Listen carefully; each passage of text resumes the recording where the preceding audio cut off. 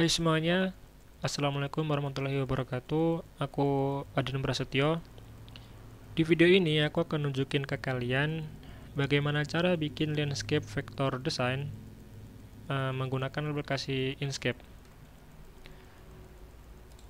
Oke, ini untuk kalian yang baru belajar gambar, mungkin bisa cari referensi di Google atau di Instagram untuk eh, anim style gini yang ini biasanya dibuat mode bitmap atau digital painting. Nah, kali ini kita akan bikin menggunakan vektor di Inkscape. Nah, juga bisa pakai sketsa-sketsa kayak gini, gambar dulu di kertas atau di tab atau di apa yang pokoknya yang bisa bikin sketsa. Oke, jadi kita bongkar karya ini yang udah aku upload di grup Facebook. Oke, untuk caranya ini aku nggak bikin banyak layer. Kalau biasanya kan karena kita bikin banyak layer ini kayak gini untuk satu objek, mungkin buat yang rumahnya atau buat bunganya atau tiangnya ini biasanya bikin per layer, cuman aku nggak bikin karena ini tujuannya awalnya untuk microstock. Nah, untuk sebelumnya untuk caranya yang bagian ini dulu, jadi aku bikin per grup-grup gitu ya biar mudah. Untuk bagian rumahnya ini aku ungroup dulu. Kalian bikin bagian rumah ini kayak mode perspektif satu titik hilang. Nah, jadi semakin dekat dengan kita itu semakin besar objeknya. Nah, kayak yang bagian ini kan yang paling dekat. Kalau yang semakin jauh, yang kayak ini biasanya objeknya yang paling kecil. Dan kalau main segi warna, itu yang paling burem gitu, yang paling kayak kena kabut gitu kan, kayak paling burem. Nah, ini aku bikin objeknya biasa. Ini buat jendelanya, aku ungroup dulu. Ini buat jendelanya. Terus ini genteng yang bagian bawah. Ini genteng yang terluar. Ini kayak kalau model-model bangunan kayak gini kan kayak khasnya bagian orang-orang Jepang kan kayak gini. Oke, selanjutnya kita bikin tiangnya ini. Tiangnya ini cuma kita trace biasa, nggak usah terlalu detail. Kalau pengen detail nanti kesan estetiknya di animenya itu kurang terasa. Ini kita bikin cuma satu warna sama ya cuma simple gini doang kayak di tiang-tiang listrik pada umumnya. Nah, terus untuk yang bikin kabelnya, ini kan kabelnya kayak yang paling ada yang tebal, ada yang tipis. Nah, kalau kita bikin manual mungkin agak ribet karena nanti nggak nggak simetris dan mungkin akan memakan waktu yang lama. Kayak gini kita kan bikin manual, yang di sininya tebel, yang sininya tipis. Nah, kita akan pakai cara bisa pakai Bezier, bisa pakai draw freehand juga bisa. Yang pertama kita bikin dulu uh, bahannya buat nanti dijadikan patokan. Nah, kita bikin dulu kayak gini. Kita kasih warna, kita hilangin outline-nya. Shift klik non ini. Nah, habis itu kita pasin dulu tengahnya. Kita copy yang objeknya ini, kita copy. Kemudian kita kalau ingin menggunakan Bezier waktu di sini, ini kan sebelumnya pakai yang non. Nah, kita pilih yang from clipboard. Jadi kayak dia itu ngopi ini, ngopi yang objek ini. Kita coba. Nah, jadi semakin kalau dia pakai yang from clipboard tadi, dia mirip kayak gini, mirip kayak bahan yang pertama kita buat tadi. Kita coba bikin objek baru. Nah, nanti kita bisa custom sendiri juga bisa. Ini untuk yang bezier. Terus kemudian kita coba pakai yang freehand lines. Ini juga sama. Pilih yang from clipboard tadi, yang ngopi ini. Kita gambar aja biasa. Ntar dia akan ngikutin apa yang kita copy sebelumnya. Nah, konsep ini juga sama ketika aku pakai buat bikin kabelnya. Kita pakai yang tadi, kemudian aku pakai bezier, terus aku giniin doang.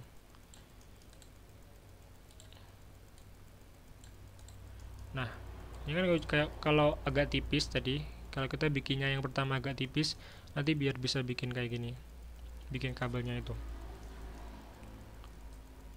Oke, jadi itu cara bikin kabelnya. Kemudian aku coba bikin ini rantingnya. Ini juga sama kayak tadi. Ini kan ada yang tebal, ada yang tipis. Aku juga pakai cara yang ngopi from clipboard tadi, yang ini di rantingnya.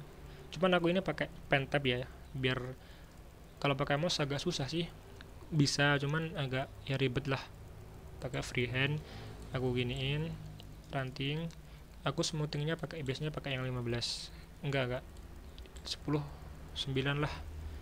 Itu kalau mau yang ranting yang agak smooth. Kalau mau ranting yang agak kasar-kasar, pakai smoothingnya yang 1 2 gitu.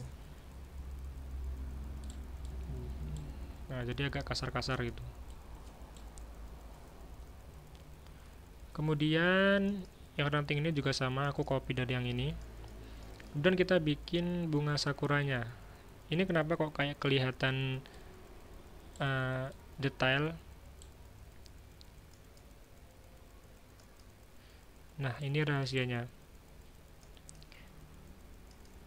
Aku cuma bikin 1-2 objek bentuk bunga sakura. Jadi kayak gini. Maaf, kita coba yang non aja.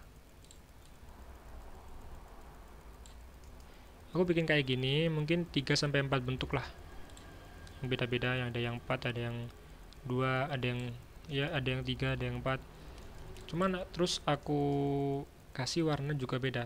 Ini ada yang putih. Terus ini ada yang keunguan. Ada juga yang nanti kita bikin yang agak cerah, yang diantara yang putih sama yang ungu tadi. Coba bikin 3 warna ini, sama nanti kita kasih ukuran yang kecil. Ini kan yang gede, ini yang kecil.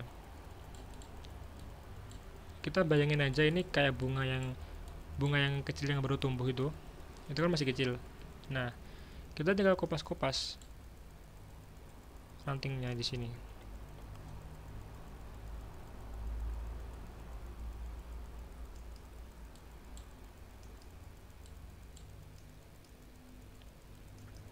Kita tinggal kopas-kopas saja. Ini yang kita pakai yang ini dulu.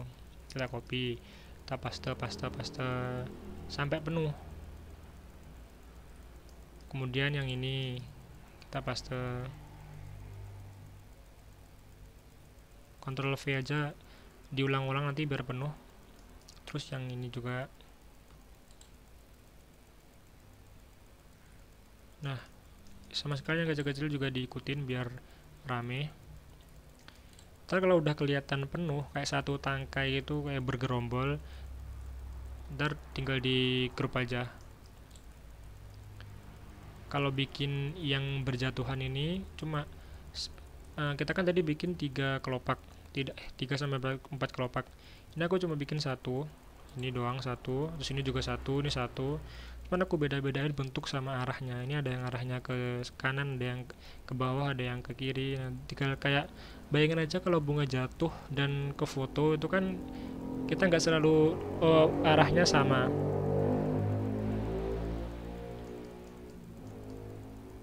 Jadi warnanya juga dibikin 3 warna kayak tadi, biar kayak bunganya jatuh, kalau pakainya jatuh gitu, kayak keterpa angin gitu kan. Nah, jadi itu rahasianya buat bikin bunga sakura kok kelihatan detail gitu. Kemudian yang paling susah ini bikin awannya. Ini gua ungroup dulu. Ini sebenarnya kok pinggirnya ini kotak, ini aku set clip ya. Aku ungroup dulu. Ini ada, aku bikinnya enggak semuanya langsung, jadi ketiga bagian, ada yang depan, ada yang tengah, ada yang belakang. Nah, kalau caranya kita ungroup dulu. Aku bikin satu per satu. Ini satu objek, kemudian satu lagi kayak tumpuk di belakang objek pertama. Ini objek pertama kan di paling atas, terus objek kedua belakangnya, ini belakangnya gitu. Ini juga kayak bertumpuk-tumpuk gitu, cuman kita kasih warna yang satu circle. Warnanya tuh nggak boleh banyak, kita cuma main di ungu, terus main di pink, main di putih keunguan, putih ke pink, ada birunya juga dikit. Jadi jangan pakai warna yang banyak, biar konsep anim kita yang pakai konsep ungu sama biru itu nggak jelek gitu, nggak ada campuran warna lain. Jadi itu cara bikin awannya. Kita grup dulu kembali. Nah, yang ini juga sama konsepnya.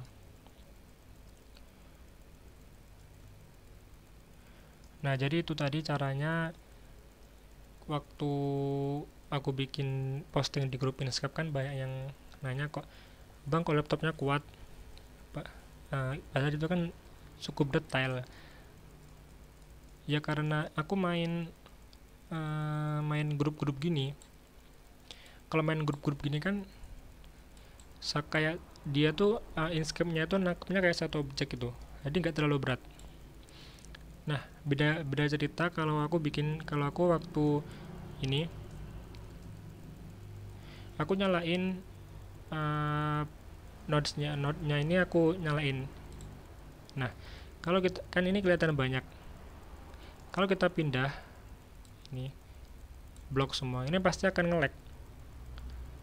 Nah, ini agak patah-patah ini, karena dia kayak harus bekerja tapi banyak yang perintahnya tuh banyak. Nah, beda kalau aku matiin mode nodes-nya, mode edit pad-nya aku matiin dan kembali ke select. Ini dia biasa aja. Dia kayak ya udah kayak satu objek gitu. Nah, itu tipsnya kenapa kok nggak nge-lag, dan karena aku bikin grup-grup jadi nggak terlalu merepotkan. Jadi itu tadi caranya. Mungkin kalau bahasanya kurang enak didengar karena ya jujur nggak bisa bikin tutorial, jadi ya seadanya aja. Oke, terima kasih, sampai jumpa kembali di video selanjutnya.